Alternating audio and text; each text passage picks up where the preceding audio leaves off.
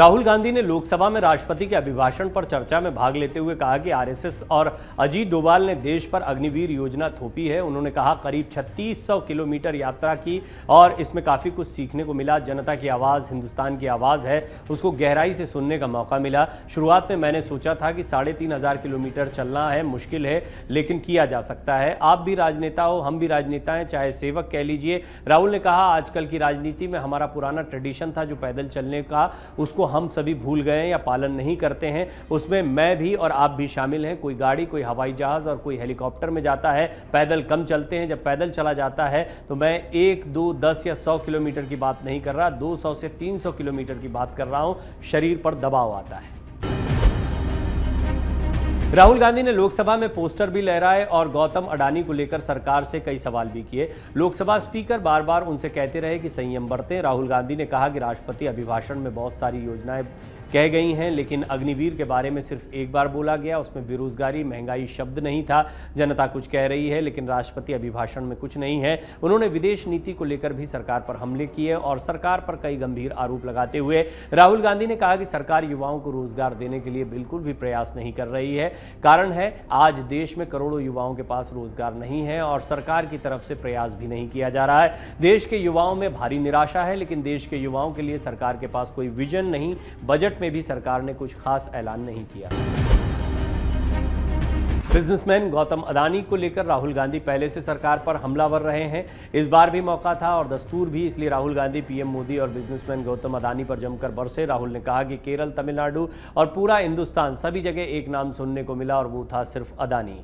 इस नाम के बारे में जब लोग मुझसे बोलते थे तो 2-3 सवाल पूछते थे। ये जो अडानी थे वो किसी भी बिजनेस में घुस जाते थे और सफलता प्राप्त करते हैं, ये कैसे हो रहा है? युवा भी मुझसे पूछते थे कि हम भी जानना चाहते हैं कि ये कैसे इतना सक्सेस हो रहे हैं। इसके बाद वो पूछ रहे थे कि अडानी हैं, वो 8 से 10 बिजनेस में काम करते हैं, सीमेंट, पोर्ट, एनर्जी, और बहुत से लोग पूछते थे कि अडानी का नेटवर्थ जो 2014 से 2022 तक इतना ज़्यादा कैसे आगे बढ़ गया, 8 बिलियन से 108 तक कैसे पहुँच गया। और 2014 में वो 609वें नंबर पर थे और बाद में दुनिया के दूसरे सबसे अमीर आदमी कैसे बन गए। राहुल गांधी ने कहा कि मैंने सोचा कि आज के राष्ट्रपति के अभिभाषण में पीएम मोदी और गौतम अडानी के रिश्ते के बारे में थोड़ा बता देता हूं। दोनों का रिश्ता शुरू हुआ बहुत समय पहले, जब मोदी जी गुजरात के सीएम थे। दोनों कंधे से कंधा मिलाकर चलते थे।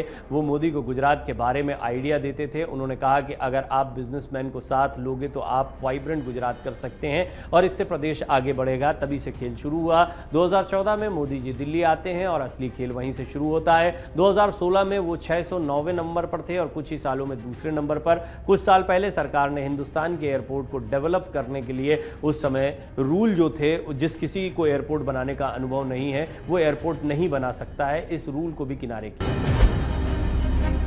अगर कोई एयरपोर्ट बिजनेस में था तो वो एयरपोर्ट नहीं ले सकता था। इस नियम को हिंदुस्तान की सरकार ने बदला।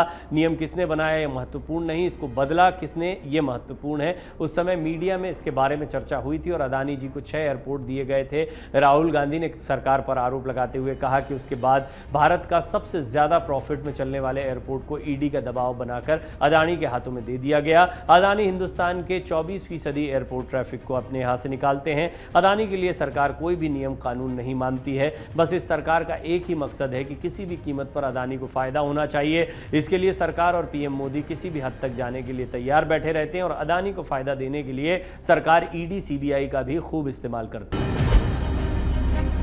राहुल गांधी ने सरकार पर सीधा हमला बोलते हुए कहा कि सबसे मजे की बात यह है कि अडानी को कॉन्ट्रैक्ट मिल जाता है। उनके पास 4 डिफेंस की कंपनी है।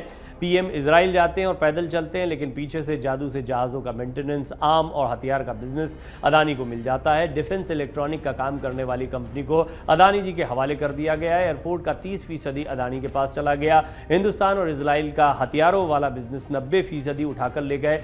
कहा कि विदेशों तक में पीएम मोदी ने जाकर गौतम अडानी को प्रोजेक्ट देने की सिफारिश की है। राहुल ने कहा कि पीएम मोदी बांग्लादेश गए, अडानी को बिजली का प्रोजेक्ट मिला। श्रीलंका गए, वहां बिजली का प्रोजेक्ट अडानी को मिला। क्या ये है आपकी फॉरेन पॉलिसी? ये भारत की फॉरेन पॉलिसी नहीं है। आप दूसरी कंपनियों के प्रोजेक्ट को छीनकर अडानी को दे दीजिए।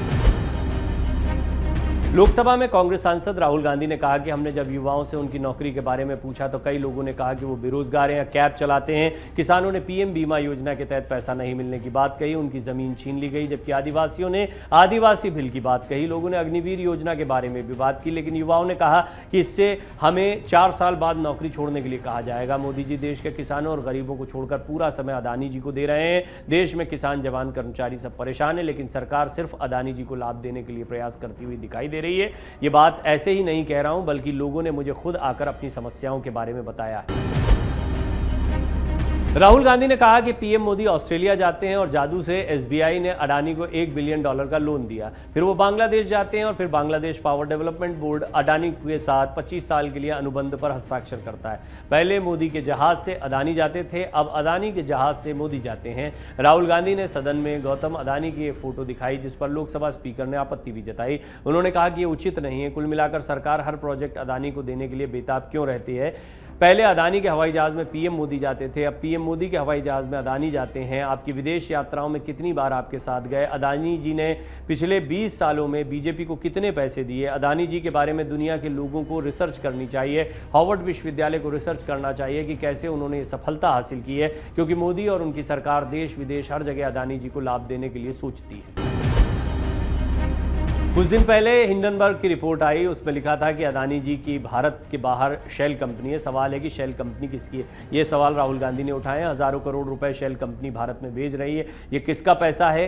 क्या ये काम अडानी फ्री में कर रहे हैं? पहले मोदी जी और अदानी जी की दोस्ती गुजरात तक सीमित थी, इसके बाद पीएम मोदी दिल्ली आए, अब मामला पूरे देश के साथ साथ अंतर्राष्ट्रीय हो गया है। सरकार ने नियमों में छूट देकर अदानी जी को खुली मनमानी करने की परमिशन दे दी है। इस बार हमने जो सवाल अदानी जी को लेकर उठाए हैं, उसका सही जवाब पीएम मोदी देश को दें, क्योंकि अब अदानी जी की अमीरी से पूरी दुनिया हैरान है। कम से कम अदानी जी के करीबी दोस्त हैं तो पीएम बता सकते हैं कि अदानी जी को इतनी सफलता कैसे मिली। इसकी जानकारी देश को देनी चाहिए। और इतनी सारी शेल कंपनियां कैसे बनाई, सरकार ने उनकी कितनी मदद की है, इनके बारे में भी जानकारी दी जाए। राहुल गांधी ने कहा, कल मैंने प्रधानमंत्री को HAL में देखा। उन्होंने कहा कि हमारी सरकार पर गलत आरोप लगाए गए। 126 हवाई जहाज़ों का कॉन्ट्रैक्ट अनिल अंबानी को दिया गया और वो बैंकरप्ट हो गए। अल्बर्ट कंपनी के साथ अदानी हिंदुस्तान में ड्रोन बनाते हैं। अदानी ने पहले ये काम नहीं किया था, लेकिन HCL और दूसरी कंपनी इसका काम करती हैं। सबसे मज़े की बात यह कि अदानी को कॉन्ट्रैक्ट मिल जाता है। उनके पास 4 डिफेंस की कंपनी है। ड्रोन सेक्टर में भी अदानी का कोई अनुभव नहीं था। भारत जोड़ो यात्रा में मुझसे पूछा गया कि ये जो LIC कंपनी है, उसका पैसा अदानी की मदद करने के लिए क्यों डाला जा रहा है। अदानी की मदद प्रधानमंत्री और हिंदुस्तान की सरकार कैसे करती है? भारत के बैंक अरबों रुपए अदानी को देते हैं। कुछ गंभीर सवाल और आरोप हैं जो राहुल गांधी ने संसद में आज लगाए। डाउनलोड करें अमर उजाला ऐप और पाएं खबरें लगातार।